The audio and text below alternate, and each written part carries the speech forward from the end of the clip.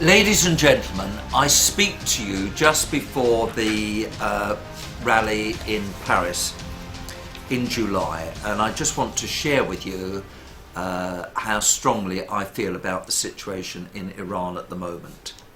Human rights. There has been no change in the human rights situation in Iran under Hassan Rouhani. Absolutely no change whatsoever.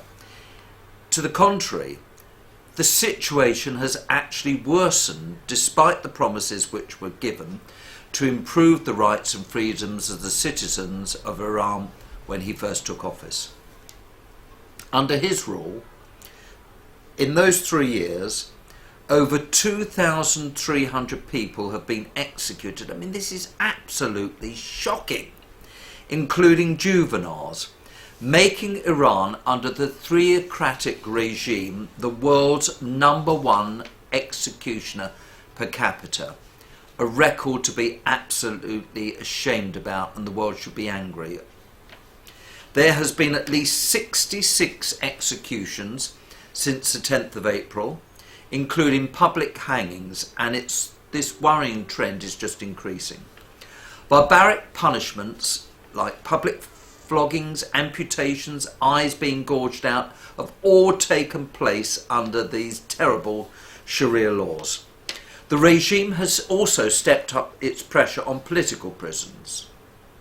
Imprisoned activists, union members and teachers, including denying them medical treatment and long-term prison terms under bogus, trumped-up charges.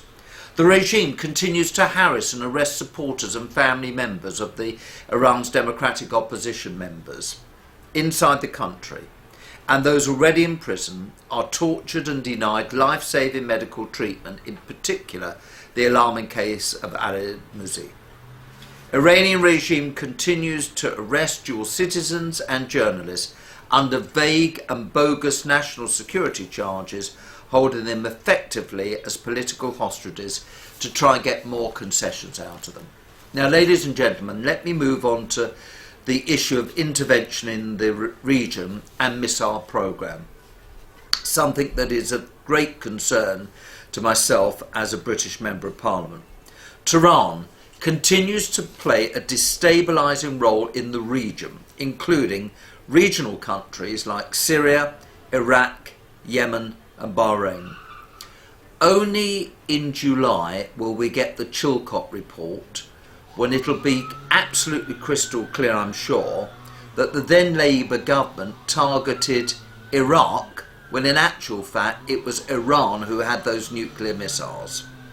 Tehran is so desperate to save the Assad regime that its supreme leader, Ali Khamenei, recently appointed a new personal representative in Syria.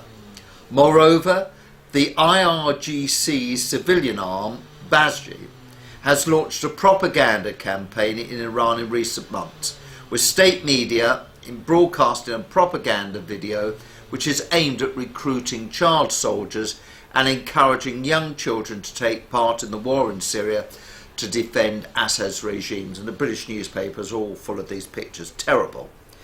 The Iranian regime continues to advance its ballistic missile programme and test fire long and middle range missiles in violation of the United Nations Security Council resolution, the spirit of the nuclear deal, and disregard for the international community's concerns. Now, ladies and gentlemen, there is an alternative to the regime. The Iran's democratic opposition, the National Council of Resistance of Iran, which includes a PMOI, led by Mrs. Mariam Rajavi, is most viable opposition in the current theocracy in Iran, because it has an official and public 10-point democratic plan for the future of Iran. The platform, I believe, ladies and gentlemen, represents the best hope for the Iranian people to establish democracy and freedom. It's a viable alternative to the ruling theocracy, and in terms of the same values and democratic principles that we in Europe stand for, like gender equality, free and fair elections under international standard, an independent judiciary, and most importantly, the abolition of the death penalty. That is why they are the main targets of the Iranian regime's terror attacks, and Tehran spends lots of resources and money to defame them and demonise them in the West. The Iranian regime continues its plots against the residents of Camp Liberty in order to prevent a peaceful solution to its humanitarian crisis and stop their relocation process in third countries. Now let me end, ladies and gentlemen, by talking about our gathering in Paris in July. Just as in previous years, the gathering is taking place in Paris, and it will be on the 9th of July, and I shall be there leading the British delegation. We will once again show the major support that we have for a free and democratic Iran among Iranians, and that there is a significant international support for the people's democratic aspirations.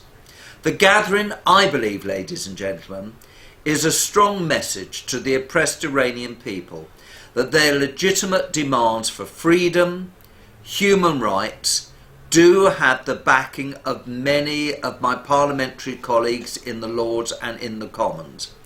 And it also means that the international community supports their democratic aspirations and is ready to stand with every one of you in this struggle to achieve these rights.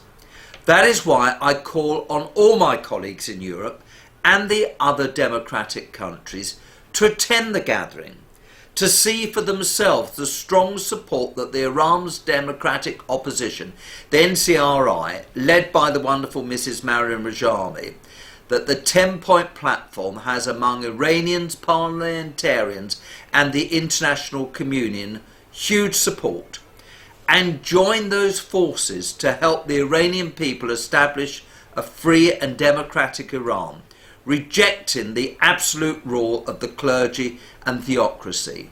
Ladies and gentlemen, let us make this rally on the 9th of July the defining moment in the battle for freedom and justice for the Iranian people. Let us set the people of Iran free from the tyranny that they suffer at the moment.